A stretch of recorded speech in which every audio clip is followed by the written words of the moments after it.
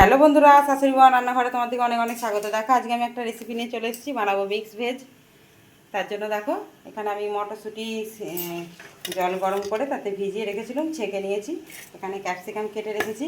আর এখানে দেখো সব রকম যেগুলো দেবো তরকারিতে সেগুলো সিদ্ধ হচ্ছে। এখানে আলু ফুলকপি রেখেছি, এটাও সিদ্ধ করব।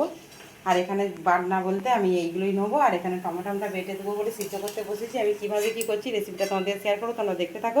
প্রথম থেকে শেষ পর্যন্ত পুরো ভিডিওটা দেখে কমেন্ট করে জানাবে আমাদের রেসিপিটা তোমাদের কেমন লেগেছে, দেখতে থাকো।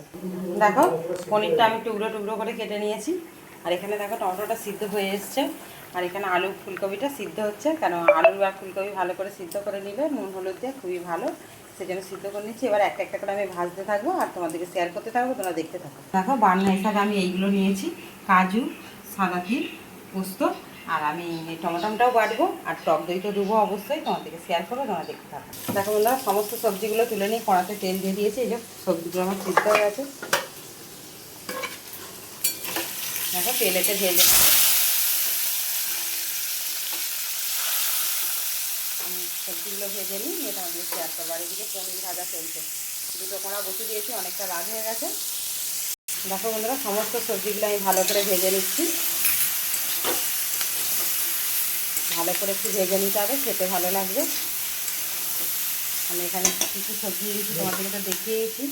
এবার সবজিটা এখন নুন পড়ে যাচ্ছে, নুন দিয়ে দিলে ভালো আরও সিদ্ধটা হয়ে যাবে।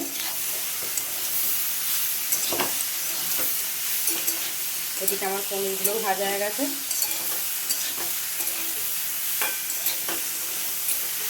ভালো করে ভেজে নিই, তোমাকে শেয়ার করি। দেখো এখানে সবজিটা আমি কত সুন্দর করে ভেজে নিচ্ছি। সবজিটা ভালো করে ভেজে নিলে টেস্টটা ভালো লাগবে।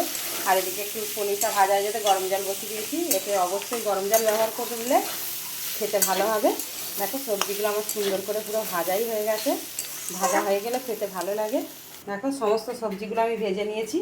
এবার আমি তেল দিয়ে দিয়েছি, একটু বেশি করেই তেল দিতে হবে। এবার ফোড়ন দিয়ে দিতে হবে।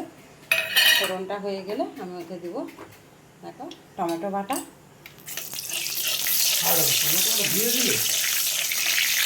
দেখো ফোড়নটা আমার হয়ে গেছে, দিয়ে দেবো টমেটো বাটাটা। টমেটোর সঙ্গে এখানে কাঁচা লঙ্কা বাটা আছে, দিয়ে একটু নাড়াচাড়া করে নেবো। নিয়ে আমি একটু দেবো আদা বাটা,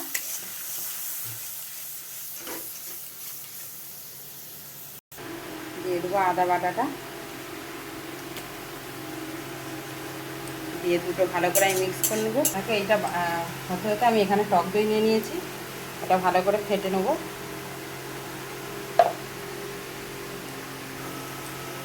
দিয়ে দিচ্ছি পোস্ত, কাজু বাটা, তার সঙ্গে আছে সাদা তিল। আর এখানে টক দইটা ফেটে রেখেছি, ওটা পরে দেবো। আগে মশলাটা একটু ভালো করে কষিয়ে নিই।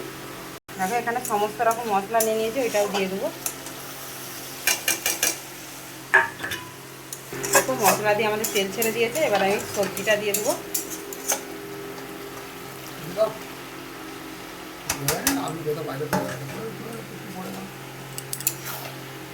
দিয়ে ভালো করে মশলার সঙ্গে মিক্স করে নেবো। পনিরটা পরে দেবো আর টক দইটা পরে দেবো, যাতে আমার সবজিটা ভালো লাগে। এমনি সবজি আমার ভাজার সময়তেই সিদ্ধ হয়ে গেছে, হয়ে এলে আমি দেবো। দেখো বন্ধুরা কত সুন্দর একটা কালার এসেছে। দেখো টক দইটা এবার দিয়ে দিয়েছি।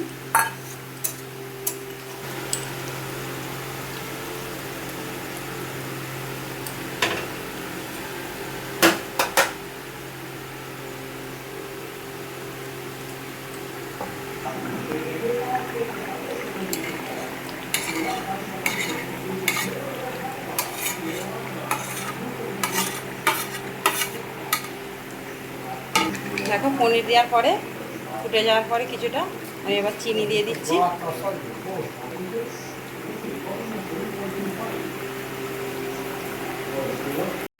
সবশেষে দেখো আমি বাটার নিয়ে নিয়েছি, বাটার দেবো। হয়ে গেলে একদম নাবিয়ে দেবো। দেখো বন্ধুরা আমার একদম রেডি হয়ে গেছে মিক্স ভেজটা। দেখো তোমাদের খুন্তিটা দিয়ে নেড়ে দেখাচ্ছি। দেখো এবার বাটারটা দিলেই একদম একটু চাপা দিয়ে রেখে দেবো, একদম বসে যাবে সুন্দর হয়ে। বাটারটা এবার দিয়ে দেবো।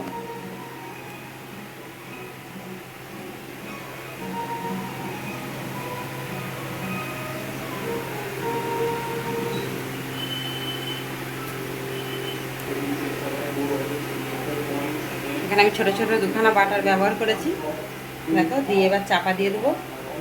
আমার একদম মিক্স ভেজ রেডি হয়ে গেছে। প্রথম থেকে শেষ পর্যন্ত পুরো ভিডিওটা তোমাদেরকে শেয়ার করেছি। অবশ্যই কমেন্ট করে জানাবে আমার এই মিক্স ভেজ রেসিপিটা তোমাদের কেমন লেগেছে।